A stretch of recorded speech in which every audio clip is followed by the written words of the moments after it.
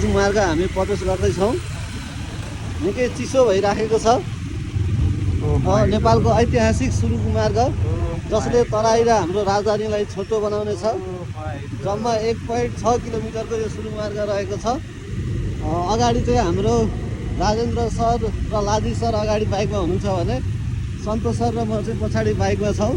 निकै अँध्यारो छ, चिसो छ। यो निर्माणाधीन सुरुङ मार्ग जुन हामी अनुमति प्राप्त गरेर अहिले जाँदैछौँ, यहाँले देख्न सक्नुहुन्छ।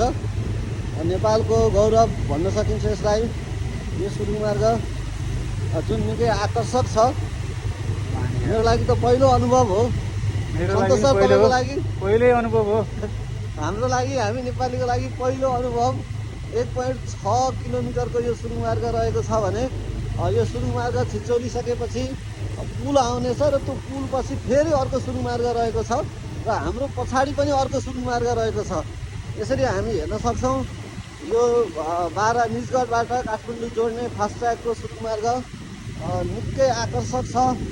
अब यो विकासको चरम विकासलाई हामी मान्न सक्छौँ। निकै अँध्यारो छ, चिसो छ। अगाडिपट्टि त लाइटहरू पनि रहेछ होइन सर? अगाडि के हो त्यो सेतो लाइट? ज्यादै चिसो हावाको अनुभव गरिराखेका छौँ। यता ढलान भइसक्यो नि क्या? सायद यता ढलान माथि भइसकेको रहेछ। अब यो सुरुङ मार्ग निकै आकर्षक छ।